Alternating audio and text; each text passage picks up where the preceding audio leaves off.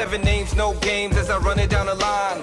We got Kenny Ken, put 100 on the tees with the streak for the cash. ESPN, Seth Curry with the shot. The prodigy. In reality, he's more like Seth, but he's all we got. Up next is Gentleman Jack, better known as Junior Blue. We told him not to do it anyway, but he did what he do. To his right is Devin, that dude, L-Dad or Dirt Ass Dan. Just don't ask him a question, cause then he'll answer your question with another question, and then he'll add another question on top of that question. Damn. And I'm Red O, the Buck Wild Problem Child. Flow Butter, aka John Cutter. It's the league ambassadors, and we playing to win. At the 2-yard line, and make no mistake, we running it in. Pete Carroll, we see you. Welcome to 32 Kings Road, hosted by the league ambassadors.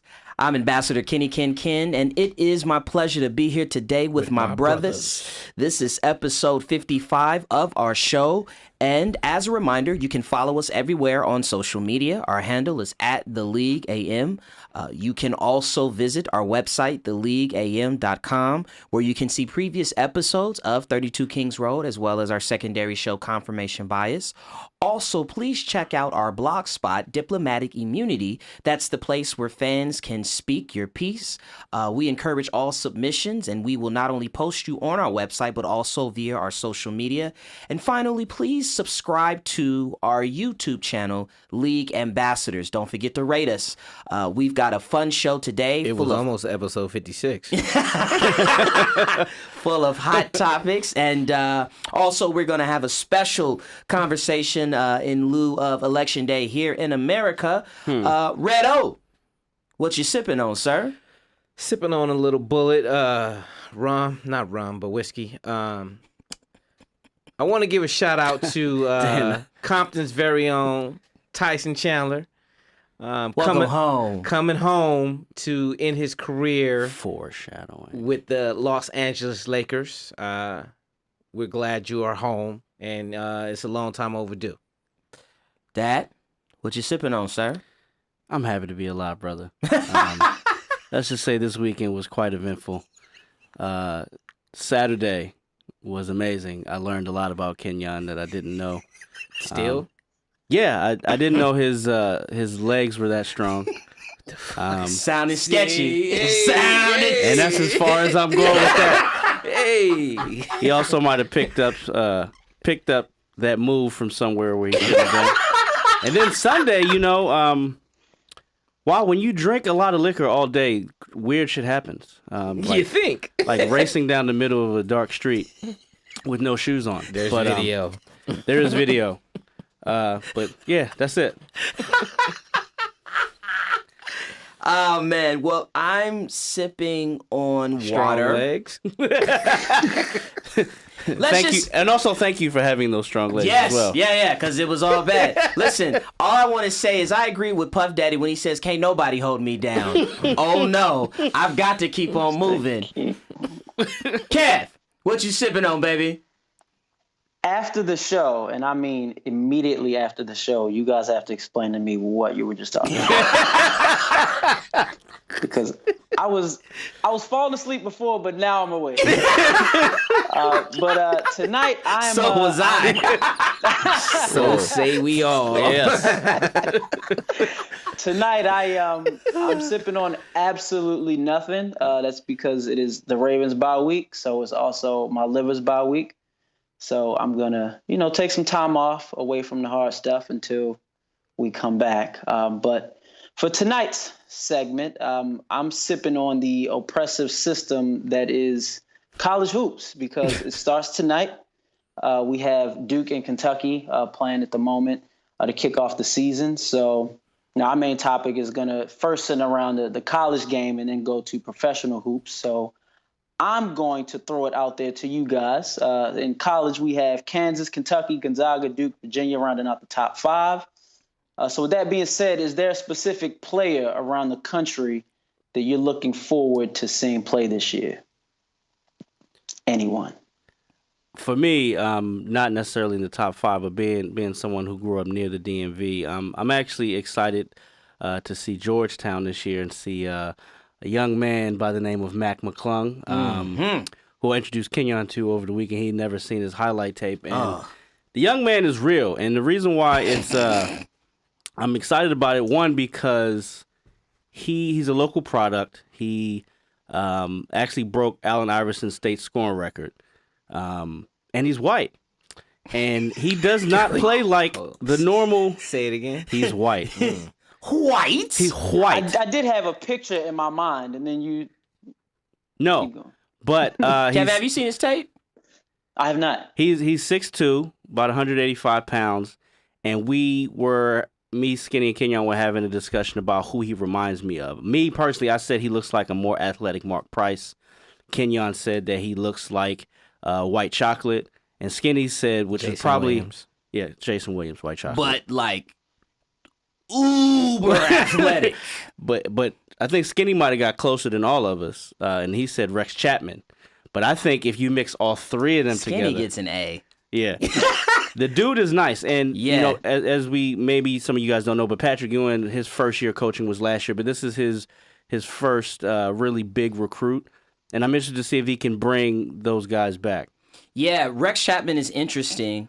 I would agree with that, except he's got more flair. Like, he has all of White Chocolate's flash, but Rex Chapman was athletic. Let's not forget, Rex Chapman will rise up and yam on you. And folks, if you watch the highlight tape, this guy, I can't wait to see Georgetown. He is going to electrify the Big East. Bol. And for those of you that don't know who Bol is, you might know his father, Manood Bol. Okay, He said one ain't enough. he is out of California. I believe he actually went to Mater Dei. He's at Oregon. He's a freshman. He's 7'2". He's got a perimeter game as a 7'2" guy. He's someone that I'm definitely going to be interested to watch. At USC, of course, I got a name for you, Kevin Porter Jr. He's going to continue the long tradition of Seattle guards that are combo guards. Got a really nice game. He's definitely going to be lottery bound. And then obviously, I mean, for me, it's Zion Williamson. Well, thank you for knowing. I don't have a lot. I don't watch a lot of college basketball. I know that one. Yeah, Zion Williamson, I think, is the one. I think we're all watching. I told Devin this weekend, to me, he's Larry Johnson, Grandma Ma reincarnated. And that's who he looks like too. Yeah, he's explosive. I think the word is explosive. So a lot of good players. Kansas got a player, Dedrick Lawson, who transferred from Memphis. He's eligible this year. I think tonight he almost had a triple-double. There are a lot of good players. Pretty much Duke's starting five would qualify. Coach K is he's going all in on just getting. Yeah. I was saying to Devin, I was like, Coach Calipari's usually has been the one the last 3-4 years that'll get like all 4 the 1 years. Yes, but Duke, Coach K, he's got him. So yeah. And for me, I'm always interested in the point guard position, like what guys do they rank, highly that could possibly make that crossover to the NBA, where the position's a dying breed, really. But I'm looking at Vanderbilt's Darius Garland, who they're ranking as the number one point guard out the country. Want to see if he has a smooth game, he can score, but can he also break down a game and get his teammates in position to win when his jumper isn't necessarily going? I think that's what separates a great point guard, even from college to the NBA, which we see some players make that transition and others that can't. And speaking of the NBA, we're going to go ahead and get right into it. We're almost a month into the season. Teams have played about 10 or 11 games or so. And we already have some startling revelations. The defending champ Warriors, of course, are playing with an ungodly level of cohesion. They're first in the West. Let's move on. The Rockets are off to a slow start in the West, but in the East we got Kawhi's healthy. The Raptors number one seed. Right behind them is the Milwaukee Bucks. So other than the obvious, which we'll of course get to, what sticks out to you guys this far into the season? Zach LaVine in Chicago. The Daywalker. Yeah. He's always had the talent, physically talent, but it was one of those guys where you wonder if he can put it together. And I know right now it's Chicago, and he's the only one out there really by himself. Besides, what's the guy's name they drafted? Wendell Carter. Wendell Carter, yeah. But he's balling, and it's nothing you can say about it. The kid is playing good. He's hitting shots. He's already uber athletic. But once them shots start hitting, and he's playing smart, he's not just, I'm an athlete and I'm out here with the basketball. So that's the one who sticks out for me, like, up front. I've seen Portland play up close twice this year, and Damian Lillard just keeps adding more and more to his game. And that backcourt, I mean, what can you say about what Steph and Clay are doing and what they've been doing? But outside of those two fellas out of Golden State, CJ McCollum and Damian Lillard are ballers. And they look really good this year. I've been impressed. I like what Portland has. I like the bench. I like their bench seems more rounded out, and I look for them to be there in the Western Conference for sure. And do they have an answer for Drew Holiday? And this is probably their last year together. Right. That's true, Dev. Yeah, I think it's interesting how slow Philly started. I mean, you think coming off of that big breakout season, and they're playing about 500 ball, and the fact that initially I thought it was a good idea starting folks to get him some sort of, I don't know, what's the word I'm looking for? Confidence in his game, because when you start thinking about changing the hand you shoot with, it's all bad. But starting him and then having JJ Redick come in, I thought was a good move because it gives that boost. But I don't know if he has it or not. Denver out the West is also starting off hot. We'll see how long. Big win last night. Jamal Murray was trying to go for 50. Somebody took that ball and went home though. Literally $25,000 worth. Yeah, of fine. Murray's been a bitch and he's still a bitch. You mad because he hit the? No. I don't like Murray. Like, I think he's a bitch. That much is clear. 'Cause 2 bitches came out. Well, 3. He's a bitch. Well, speaking of the Celtics and guys you don't like, the jump that Jason Tatum is making from year 1 to year 2, I mean, the time he's spending with Kobe Bryant is obvious. And the fact that he's not going to be 21 until March, just to watch that kid grow. I mean, I'm not a Celtics fan by any stretch of the imagination, but that kid is balling, man. And, of course, I think by the end of the year, we'll see that the Washington Wizards are going to blow up that experiment because I don't know if it hadn't worked. What was that? I don't know if it was an experiment, but yeah, I agree with you. I don't know if it's by the end of the year. I think by the trade deadline, I look for the Washington Wizards to do what Jerry West did with the Clippers, where Blake was gone in the middle of the season.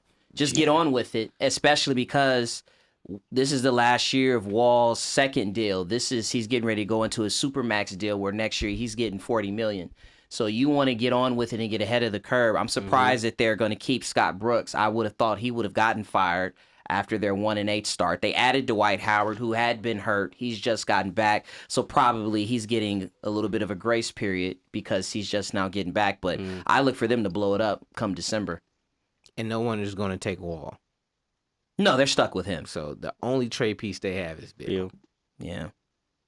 Well, you talked about, blowing up coaching staffs and front offices and deadlines, and let's just get straight to it, guys. Y'all Los Angeles Lakers. It was so hype in confirmation bias. Is it? Listen, I'm gonna be frank. Just you guys tell us. Is it too early to be critical? Only 10 games into the season, or is something wrong with your Lakers? Before you answer, Kenyon, let me ask you: is it too early to be critical? Only 10 games in. Here we go. For me, I love the deflection, Omar. For me, I would say, yeah, it's 2 games in, but fuck, we talking about but the issues LA, that are obvious to at least I'd say people from the outside looking, and maybe to you guys being on the inside, is something that we noticed the second week in the free agency that we thought these are going to be issues with this team. But you guys watch them every night. I'm not staying up that late unless I'm filming the show with you guys. So you tell me what you're seeing and if changes are on the horizon. Yeah, I mean, there have been a couple of games where certainly, especially at the very beginning, like game one for sure, where shooting was a problem. But ultimately, our problem has been defensive transition and rebounding. I am excited about the addition of Tyson Chandler in the sense that I've been telling these guys, we needed a center that give us, about 7 to 10 minutes that gives us more size for that bench unit and can rebound. And I think that he'll be able to do that. But even aside from that, even with having him, we've got to get better in transition defense. We're scoring enough though. So the shooting I'm not worried about because we're, I think, third or fourth in the league in scoring. The problem is that we are third or fourth from the bottom in points given up. So we're scoring 120 a game. We're giving up 120.3. Like, literally, that's the difference. But I think we were all unanimous in the fact that we thought defense would be their strength, if any, leading into this. Like, where's the failure? Are you not seeing it from the younger talent? Are the veterans that you guys brought in not showing up? Is it Luke It's Walton? the lack of size on defense.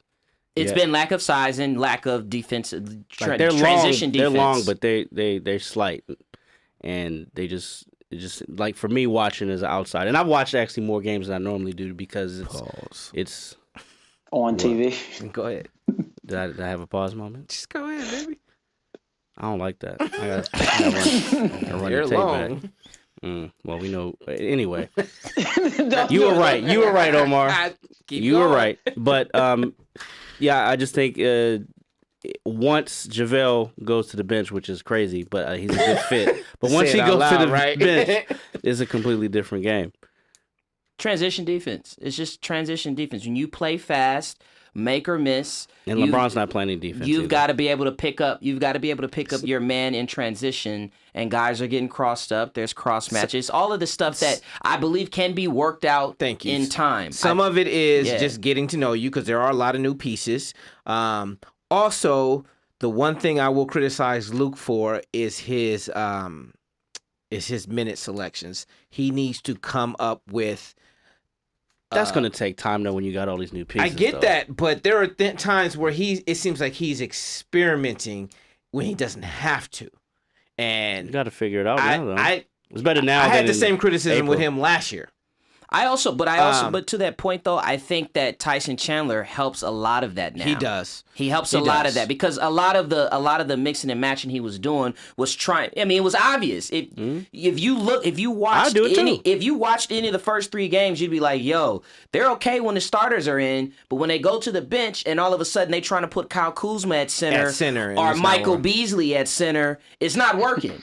So that getting Tyson Chandler to know that he's going to be the size for that second unit, I think now it puts everybody in their proper positions, and I think you'll see Luke's rotation stabilize, because that's and what then needs we to can happen. build. Well, the one thing I don't agree 100% is what he's doing with Lonzo and Rondo. Pick one. Just fucking pick one. It doesn't work. As a point guard, you need to have rhythm. Point guards more than any other player on the field needs to have on the field. This is my opinion. Okay. He needs to have rhythm. You pick one.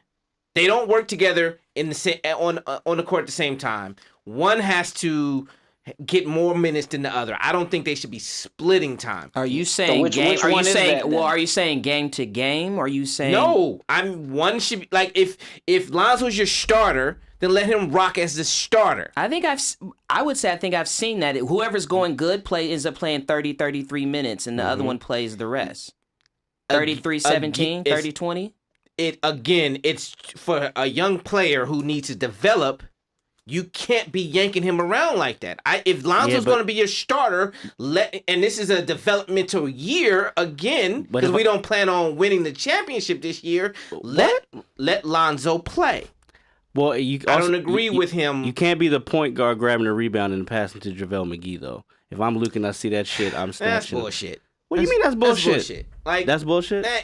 Let's talk about all the time his aggression. That's him using the ball as a fucking hot potato. I've seen that. I've seen every fucking game, and for you to point that out like that happens all the time is bullshit. No, that's bullshit. Okay. That is bullshit. That does not happen all the time. You Right. making it seem like that's his first pass. It's a JaVale McGee. That's a lie. That's not what I said. I said that's a mindset. If as a point guard, because I let you rock. I disagree with you as far as a point guard needing to get rhythm. A point guard is the quarterback of the team, and they run it. They run. Quarterback needs rhythm. Quarterback needs to know everything all the time. A shooter needs rhythm in basketball. It's slightly different than football. And if that's your mindset, said he's a you should- quarterback. I did, but it's a different sport.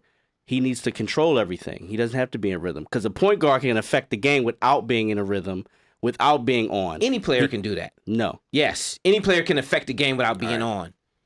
The one who, Well, I think luckily for all of us, you guys got 72 more games to figure it out. And 68 of them bitches gonna be on national television. We will all get to see. the failure will be evident. All right, let's get to our football tea. Do That we have was to? a very spirited discussion led by Omar. Let's get to our hot topics for this week. First of all, I think it's pretty clear, certainly to all of us, and I think to anyone else that's watching the NFL, that the Patriots, the Kansas City Chiefs, the New Orleans Saints, and the Los Angeles Rams are by far the top 4 teams in football. I think there is a pretty clear tier 2. Carolina Panthers, Chicago Bears, who are currently 6-2. The Los Angeles Chargers, who are also 6-2, and the Pittsburgh Steelers, who are 5-2-1, but are in first place in the AFC North. My question for you guys is, which of those 3 is the biggest threat to the top 4? I will start with you, Kevin. For me, it is, and I brought it up last week because I thought everybody was overlooking them, the Carolina Panthers. And I say that because, no, there isn't one specific part of that team that you focus on and you think jumps out and grabs you, but they are solid all around. And I think if they get New Orleans, I don't know if they play each other again the rest of the season. They play them twice at the end of the season. I think they'll get a completely different team in Carolina than they will in New Orleans. Of course, we know what they're capable of on their home field, but Carolina is so solid all around. They can run the ball. Cam is taking care of the ball. He's efficient in the red zone. Their defense can stop the run, and they stop giving up the deep pass. I think Carolina's legit. I'm piggybacking off of you, Kevin, and I agree with that. And what I said was Carolina still has the chance of those 3, Panthers, Chargers, Steelers. They have a chance to host 2 playoff games. I don't think the Steelers, from their record, can catch the Chiefs or the Patriots. The Panthers, though, can not only catch the Saints, but they can just flat out win the division with those 2 games. And I think for all of the reasons that you said, they are a team that I think is the biggest threat because they have the most balance. What's interesting is I see it as a 7-team race for the Super Bowl. I think the Super Bowl champion is coming out of those 7 teams. They have the most balance across the board. Offense, defense, and special teams. Yeah. I would say for me, it's the Chargers. They're another solid team. Don't do that. I'm laughing at you. They're solid and Not agreeing. right. That's fine. But eventually, Bosa's going to come back. Yes. And I can't take credit for this, but a Charger fan, the homie John, gave me this nugget, and it makes sense. He's like, if you look at them, they're battle tested because they're not going to play a single home game this year in the StubHub Center because every time they play at home, the other team takes the whole stadium over. So, and they proved that by actually going to one of the most toughest places to play this weekend in Seattle. It's a big win and for if sure. it wasn't, I mean, it came down to the last play, but if it wasn't for the kicking game, which they absolutely needed to shore up, and they cut Sturgis yesterday. Yeah, they did. It wouldn't have been that close. Did he talk to you about Phillip Rivers being the Clayton Kershaw of playoff quarterbacks? And I can't be mad at that. I can't be mad at that. That's what it comes down to for the Chargers. Phillip Rivers is sex in playoffs. The other thing is I don't know. I think I said it to you Sunday, Devin. If you're gonna beat the Chiefs, you gotta be able to score 35. And I don't see and we're gonna find out because the Chargers are getting ready to play the Chiefs in Kansas City. I don't know, especially in the playoffs, even with Andy Reid and everything else that goes along with it, that the Chargers are going to be able to score 35 points to beat the Chiefs. Yeah, but And then you're that's talking what's about hard for Andy me. Reid in the playoff situation. So then You we'll also see what talk happens. about Philip Rivers. Cam Newton, to me, it's funny how coaching affects a player. Because there's always something for people to talk about with Cam Newton. He's a player that I think he's a quarterback that people love to hate. And right now, they can't say shit. Yeah, 'Cause his completion percentage is north of 65%. It's the highest it's ever been. Hey, Yeah. North Turner. Yeah, and North Turner is taking a pay. I mean, he's like in the introductory pages of the Andy Reid playbook, but double reverses and more spread concepts, which obviously stuff that Cam is familiar Greg with. Olsen is back. Yeah, I mean, I think we're all in agreement there that Carolina is that threat to those top four teams. You can never count on Big Ben, but still, to me, it's Carolina. Yeah, I agree with that. Okay.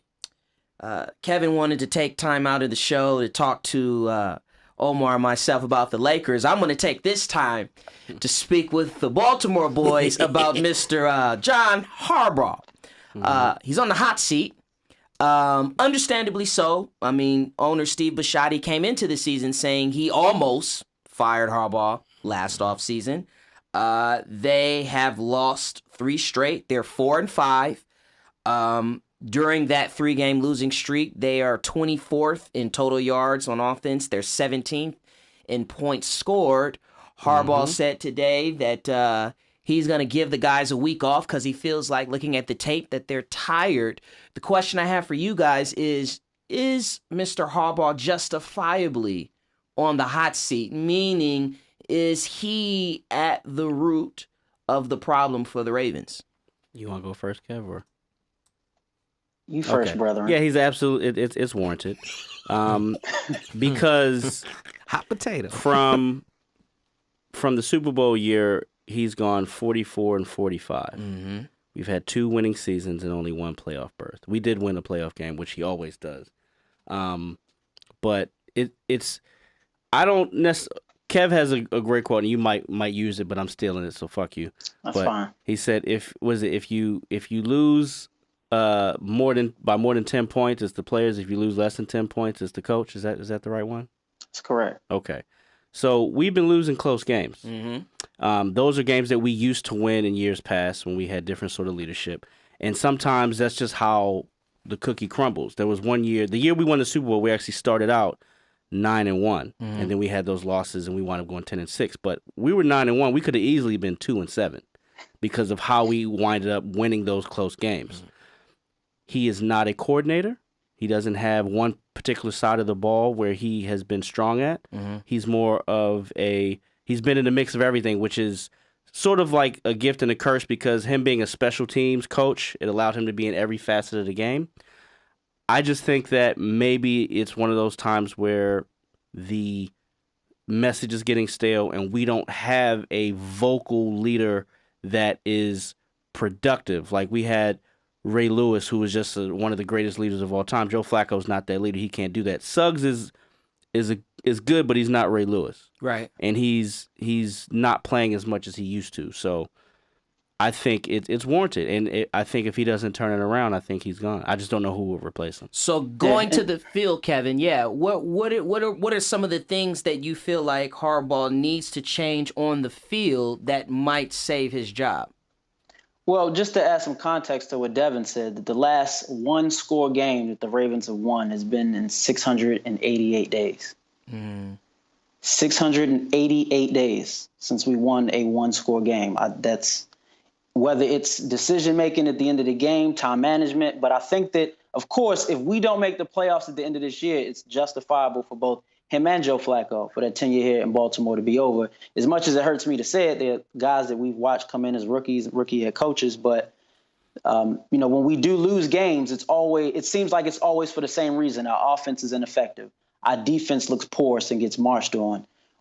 Our team looks like they're not ready to play. I mean, we come off of a letdown game, and we have a division rival, the biggest rivalry in sports at home, and we almost look like we weren't prepared. And those kind of things that you're in a city where you're expected to win. You're expected to beat Pittsburgh and at least make a playoff spot every year. It hasn't happened in 4 years, and sometimes that change is necessary. But I think to Devin's point with letting the guys rest, we did not have our starting left tackle or right tackle against Pittsburgh.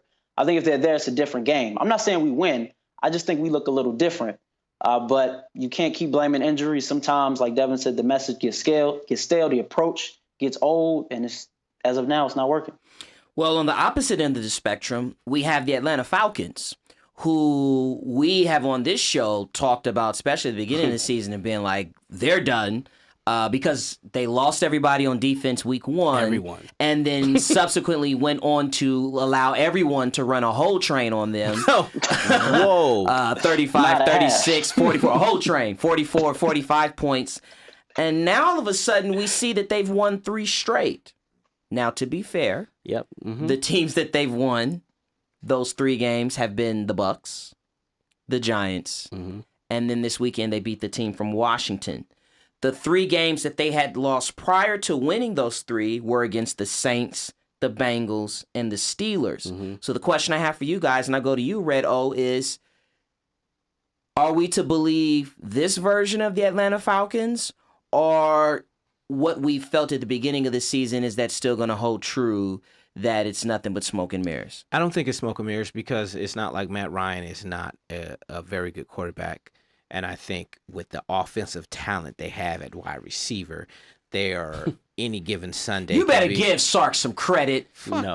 28 points per game. They're third. Come on, son. Tevin Come Coleman. on, son. Tevin Coleman is back. There's balance. I could get them 28 points per game There's with Ridley in. balance. Right. Come on, man. Like they should be with if they had a innovative offensive mind, he wouldn't have scored his first touchdown. In how many games? In what? All 2 season seasons? and Jesus. So will they make a run, Dad? That remains to be seen. I wouldn't say all that.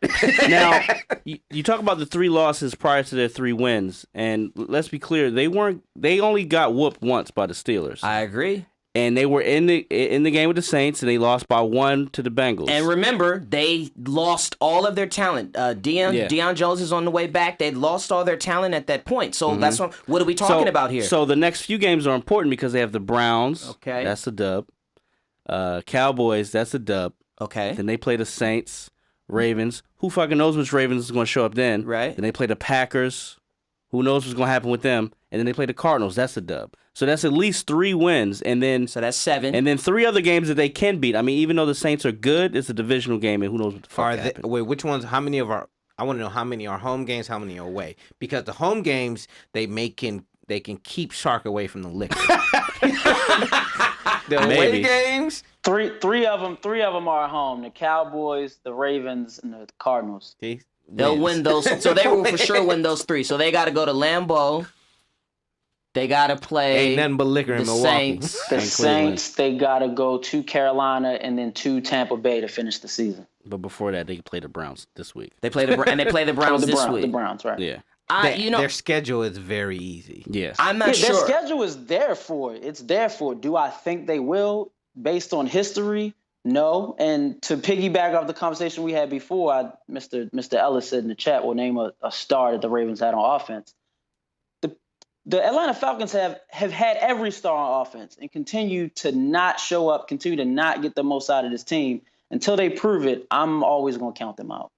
I think that, it's the next thing that one of the next things we're going to talk about is Washington, but I think for reasons that we'll talk about later, Washington falls out of their spot. I think Philly wins the East. So then you're talking about Seattle, you're talking about Minnesota, and then you're talking about Atlanta. No, we talking about the Bears. The He's Bears giving are in you the first division. place. Oh, my okay. Wake up. gosh. I'm sorry. This guy, well, you know, he's pessimist. So first he's of all, so used to being a loser. I am. He's so used to being a loser. I'm a little sensitive. Oh my god. Bastards. I think I like Seattle's chances better than I like Atlanta's Atlanta's. chances because of defense. I think Which is defense crazy. still matters. Atlanta has the feel of 8-8 to me, which I don't think 8-8 gets you into the playoffs. So we'll see. They'll be close though. I think with that schedule, it's a cakewalk. Mr. CJ2K. retired this week. And I always laugh whenever these players that we hadn't heard from in like 2 years just up and retire. I thought you was retired already. Because it's like, you didn't really retire. Yeah. The game retired you. I think you have to accrue a certain amount of seasons before you can get a certain amount on your pension. What's his legacy, Dad? His legacy is the guy who once got 2,000 yards. Yes. I think he hasn't been productive in 3 years, and if you really want to nitpick, 5. Mm-hmm. And he didn't eclipse 10,000 yards. He's in the 9,000 yard ballpark. They thought if he had a good last 2 years, he'd get that mark. But there's several guys in that same bunch of those yards that I would rather have. Sean Alexander, Clinton Portis, and Matt Forte. I'd rather have all of them guys All three of over them. him. Yeah. I think for him, it goes down with 2 ways. He is CJ2K, which was a dope name, and the Madden curse. That's where it ended with him. Yeah. I think, I'm putting, yeah, go ahead. go. I'm putting him, Lauren Hill, Carmelo Anthony, all in this, because they all had that one, and then it never, they couldn't duplicate it. I like how you did that. Chris Johnson, Carmelo Anthony, and Lauryn Hill. Disrespectful. Jesus. And they all had locks of some sort. All right. I alluded to it earlier. The Washington Redskins this weekend, and we all picked them to beat Atlanta at home. They lost a lot more than a game. They lost Brandon Scherf and they lost Sean Laveau, both of their starting guards. It feels like, and they lost them for the season. It feels like it was all good just a week ago for the team in Washington. I've already said I think Philly is gonna take that division, and that's it for them. Is anybody different? My thought is let's see how Billy. My take anyway. Well, yeah, you said that last week. See, look at you. bloody teeth. So I wanted to see how Philly looks coming off this bye because they have 4 divisional games left, and they also have to play the Saints and the Rams on the road. So, but if Washington can't score any points, I know, but divisional games, you never know. And the Skins were already light on the offensive line.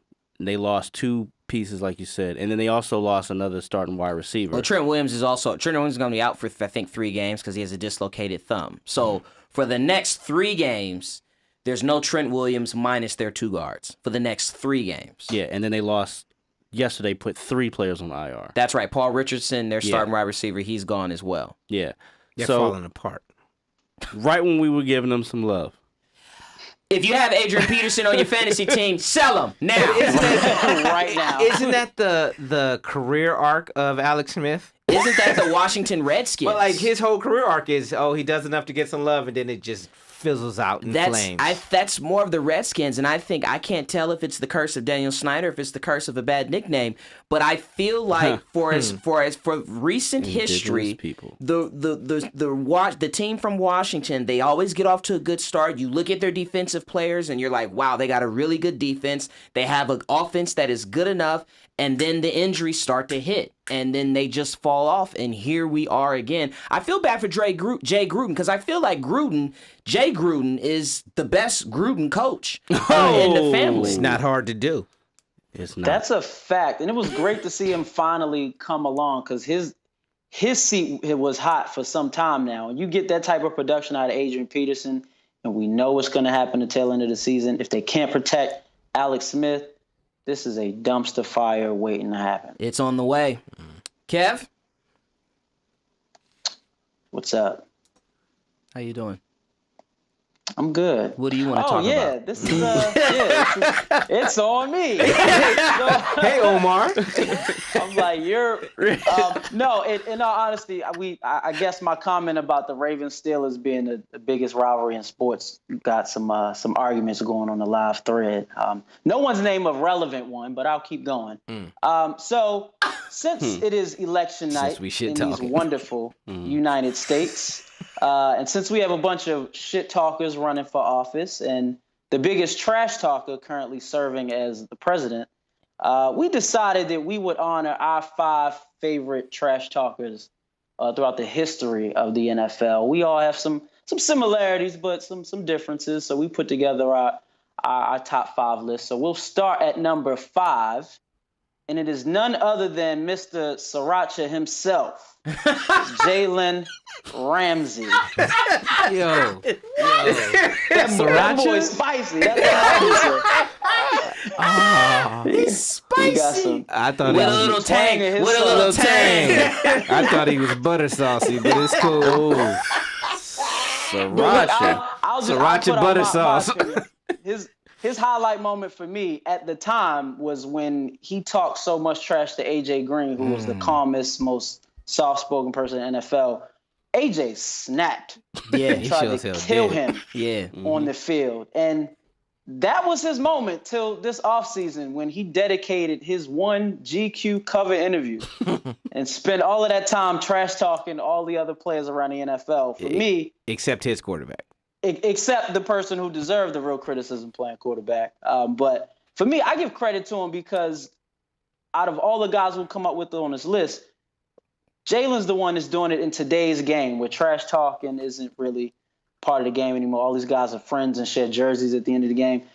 He's not getting anybody's jersey at the end of the game, and I don't think anyone would want his. I think Josh Norman, he talks a little bit, but no, Jalen, I agree also because there's another trash talker on this list that we will get to, that Mr. Ramsey. That was where he actually made his name when he got at Mr. Steve Smith. And he told him that he was old and he was washed. So, but the difference between him and Norman is he leaves it on the field.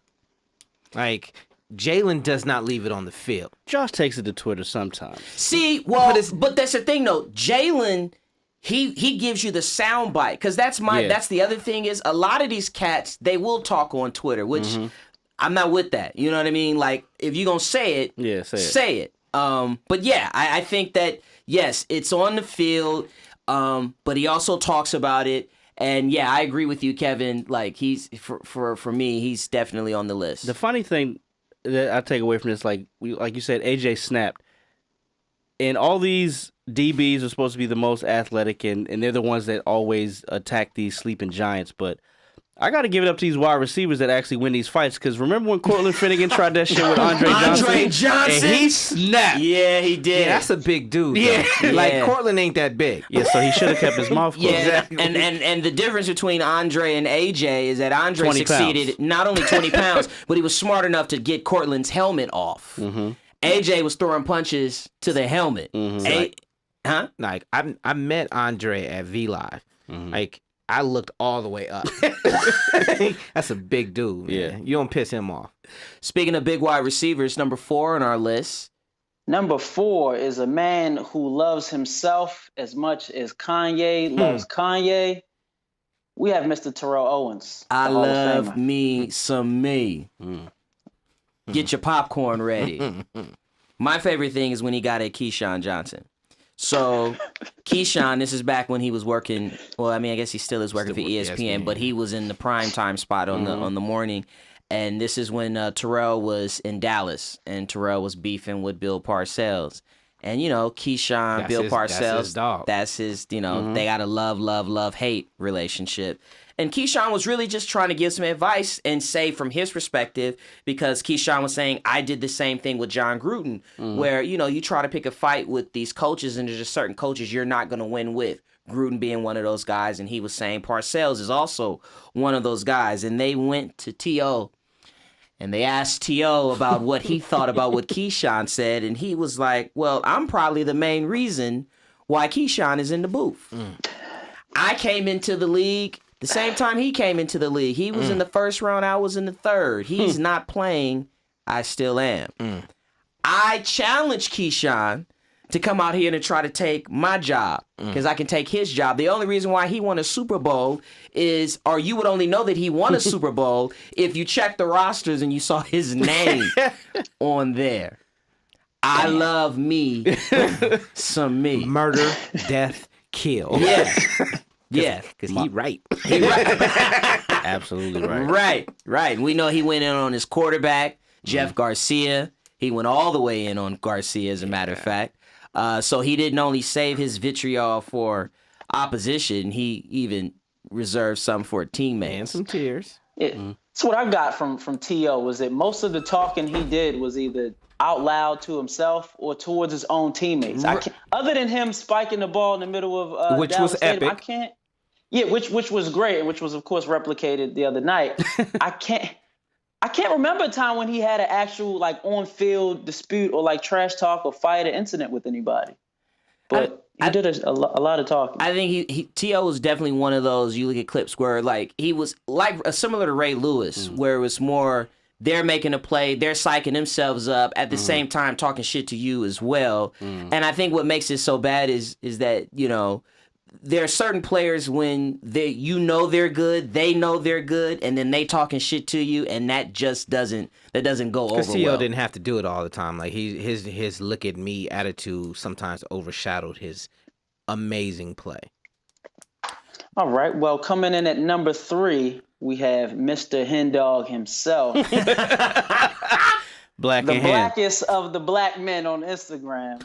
We all love Mr. Shannon Sharp, who note that I got just in looking at what his contemporaries said that Bill Cowher always made it a note that his guys knew before the game, yo, don't engage with Shannon.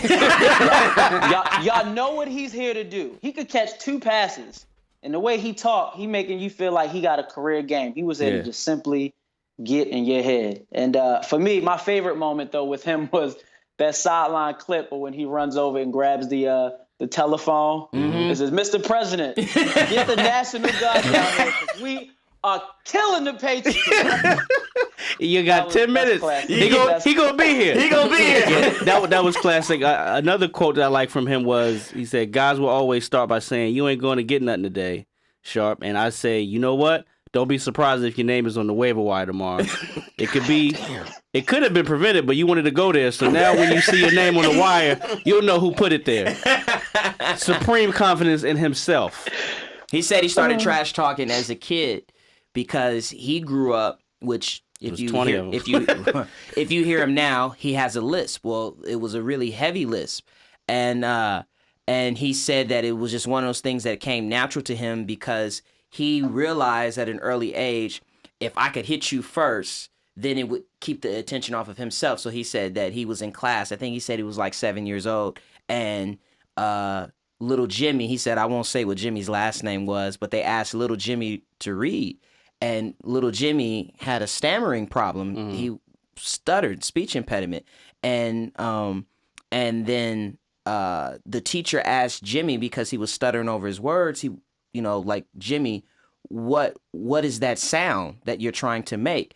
And he said that Shannon Sharp, blurted out, it sounds like Jimmy can't read. Oh shit! Damn, Shannon. And he said that's when he figured out just to hit first, and that's just been his motto his entire life. And I wish that I was smart enough to make up that story, but that is a true story, folks. Blooded. Yeah, at 7. Shannon Sharp. So that's Didn't number he have 3. like a whole press conference battle between like him and Ray Buchanan? Ray Buchanan? At the Super Bowl. Oh yeah, he went on Ray Buchanan. He said he was ugly. Yeah. He said he didn't know who he was. Yeah. Hey, he got a go button once he goes. Oh my God. So coming in at number 2, we have Mr. Stevan Latrell Smith Sr., a.k.a. Steve Smith, a.k.a. Mr. Ice Up's son. Yeah. Did it for all the dudes under 5'9". We'll fight you. Michael Over Irvin. anything. In fact, man. I haven't seen him on the NFL Network since he went in on Michael Irvin. Has anyone seen him since? No, They've had 2 incidents. They had one a few weeks ago. Right, and I These haven't two were seen just- him, and I have not seen him since They then. told him to chill out. They had Steve on for the Ravens Steelers preview. It was they him did. and But was he I with wanna Michael, though? No, not together. Yeah. No, they're not gonna make that mistake again.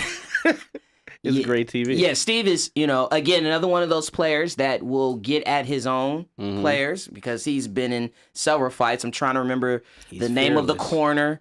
Talib. He broke his face. Oh no, they no, were no. in practice. On his in Carolina. Yeah, He broke. can't Yeah, remember. he broke the face of a corner in Carolina. Definitely called Fred Smoot or whatchamacallit. I remember that. You hit him with the ice up, son. Talib, Aqib Talib. He gave him work. Steve Smith. Dante Hall. Gave him. Yes, he did. Yeah. Yeah.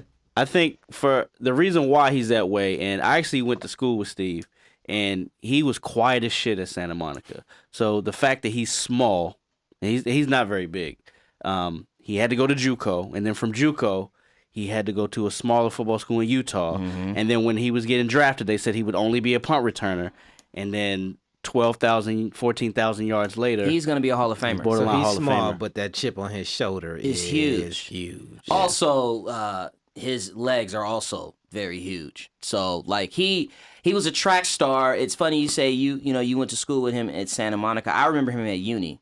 And he had the bleach haired phase with the texturizer and the curl. He had the curl at Santa He was Monica. he was a hurdles guy. State champion in hurdles actually. And just to see what he became, what he turned into, it is amazing. And he definitely had the mouthpiece for it. 100 LA through and through, baby. 109th and Broadway. Oh, damn.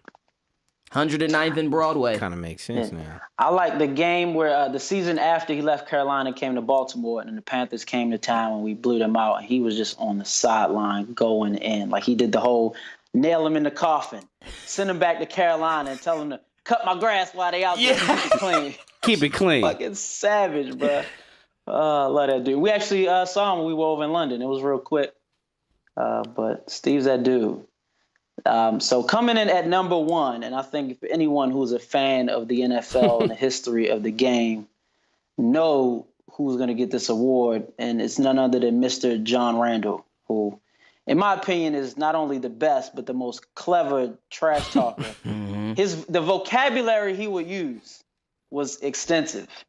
And I think the one clip that I just love of just how straightforward he was a game against San Francisco when he told one of the linemen that he would just kill his whole family. And I was like, no, he said, I would kick your whole family's ass. And I was like, word?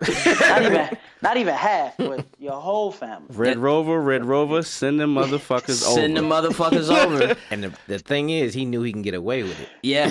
He's a bad man. The thing about Randall that players that play with him on his team would say is that he used to read players' bios before the game.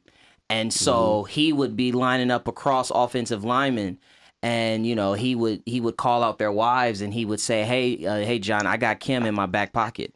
See,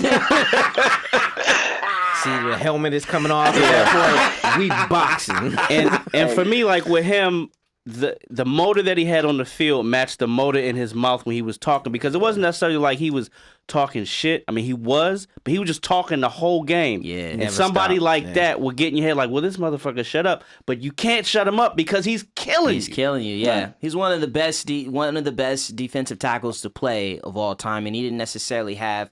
He definitely had the speed element, but his size, he wasn't the biggest, but he was a dominant player for the Minnesota Vikings for sure. And yeah, the biggest It was shit scary talker. too with that. He painted his whole face black and would stick his tongue out and just. No, I wasn't. All right, well, let's get Wasn't. into our gambling segment, which is All In with Ken, sponsored by MyBookie. That's MyBookie. .com. And the minimum deposit of $50, and MyBookie will match your bet up to 100%, up to $1,000. Promo code 32KR. Yes, sir. Kenny Ken, tell us what we got. All right, here we go. We went 1-1-1 last week. Got our first tie because last night's game, Dallas, Tennessee was a 42, and it landed right at 42. So in gambling terminology, that's considered a push. This week, first of all, we've got Cincinnati at home against the New Orleans Saints. Couple of things here for you. Trap game. Number one, why? They just got through beating the Rams at home, and the following week, next week, they play the world champion Philadelphia Eagles. The temperature will be 43 degrees, okay? And there will be no AJ Green. So what am I telling you to do? I'm telling you to take the under. Take the under at Cincinnati. The total is 54. It's going to come under. Number 2, we've got Kansas City at home against Arizona. Need I say more? The Funky Monkeys is coming. The Funky Monkeys is coming. I believe the line is 16.5. Stay away from the line. If you must take the line, actually take Arizona to cover because I don't trust it. Vegas took a big hit this weekend on games.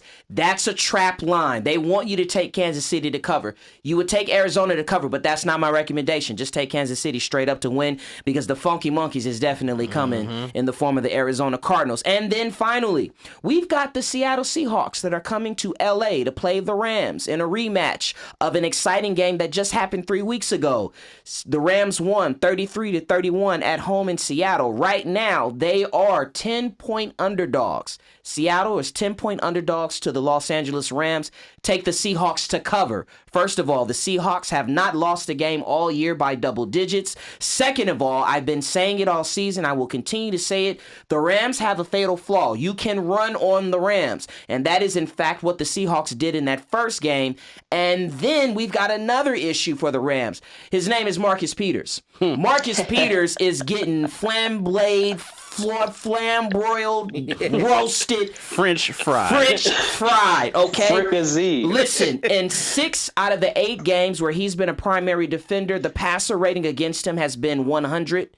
Quarterbacks are completing 73%. You saw what Michael Thomas was able to do. He made a couple of phone calls from the field. Doug 200 yards Baldwin, worth. Doug Baldwin is going to have a field day on him. So take Seattle to cover. So that's Seattle to cover plus 10. That's Kansas City straight up against Arizona. And that is the under in Cincinnati and New Orleans, under 54. Put $100 down. Thank the league ambassadors. Doug Baldwin got to feed his future kids. He does, and he's going to feed them starting Sunday. Let's get to our game picks before we get out of here. It's really some shitty games on the docket this week, I got to be perfectly honest. We've got like 3 or 4 games where it's double-digit spreads. And then we've got a few dog games, one of which I will go over right now. We've got the Giants and the 49ers. But before we do that, let's look at those records again one more time, Mike, because we were having some movement here. Yes, in the opposite direction. We've got Devin. He wants to hang out at the bottom with Omar, but Omar's like, man, you're gonna be down there by yourself In a minute. because Moving on up. Omar's the Jeffersons. He's moving up. 2 weeks in a row, he's had winning records. Kevin's still at 90. Les is at 88 wins. I've got 86, and then the fellas there at the bottom. But Devin, you've got to stop the slide. So I will start with you, sir, and we'll look at the Monday night game. And I put this as one of the things to choose because it's a stinker. It's a stinker. We've got the New York Giants flying all the way out west to play. Mike likes to call him Chris Mullins. Nick Mullins and the San Francisco 49ers. Who do you like, Dad? I call this the Who Gives a Fuck Bowl. But there's a few teams that I'm never going to pick the rest of the season. The Raiders is definitely one of them. Yeah, and the other one is the Giants. 49ers. 49ers at home. Dad? Same. I mean, not Dad. Redo? Damn. Yes. Same? Yeah. Kev? Never picking them again. I'm going with the 49ers. Really? You can go ahead Cross and country. do it if you want. You can pick it if you want to. Come on, man. Do it. Really? Coming Yeah. off a bye, the Giants? Mm-hmm. Yeah. Yeah, I'm taking the Giants. Taking the Giants. They got more talent. Okay. That didn't work. That didn't work either. So did the Raiders. No, that's debatable. Gruden keeps trading all the talent. Yeah. Let's go to another shitty game. Jacksonville Jaguars versus Indianapolis Colts. The Colts are at home. They actually have, according to Pro Football Focus, the second best offensive line, and we know that has been a problem in recent history for the Colts. They have a surprisingly good defense. They are 3-point favorites against the Jags, who are coming off of a bye. Kevin? I think if the Jags can right the ship for any game, it's this one. Going with Jacksonville. Taking the Colts. Red O's taking the Colts. Red O's he's got fire in his eyes, folks. He does. He's serious. He's legit. Dad, 2 weeks in a row, baby. Yeah. The Jags are imploding, bro. They've given up 30 and 40 in their last 2 away games. Jesus, you don't believe in the bye week fixing it, huh? No. Indy. Who's the quarterback? It's Bortles. Oh, just But checking. Fournette, I think we're getting Fournette back. But one of those games that they gave up 42 was against the Cowboys, who laid a stinker last night. You're right. Week to week league, man. You're right. I'm taking the Jags, though. I'm taking the Jags. And That's where I Les make my did move. type in he's picking the Giants, so make note of that, everyone. Les is picking the Giants because Les knows what's up. Because he only started making progress on me after he stopped picking them bum-ass Raiders.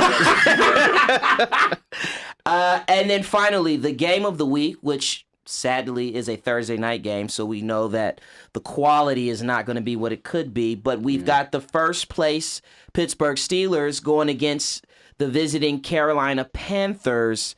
The Panthers on the road is a different team than the Panthers at home. Right. And so for that reason, I am going to take the Pittsburgh Steelers. Red-O. I'm taking the Panthers. I don't believe in the Steelers. All right. That's just what it is. I think the Panthers are the better team, but it's a road game on a short week. Reluctantly taking the Steelers. Taking the Panthers. Kev. I agree with Devin's reasoning, although I would love to see the Steelers win out. It might help my Ravens out in the long term. I'm picking the Panthers. Picking the Panthers. Okay. All right. Well, this has been another episode of 32 Kings Row. We're clocking it in right at 59 minutes and 28 seconds.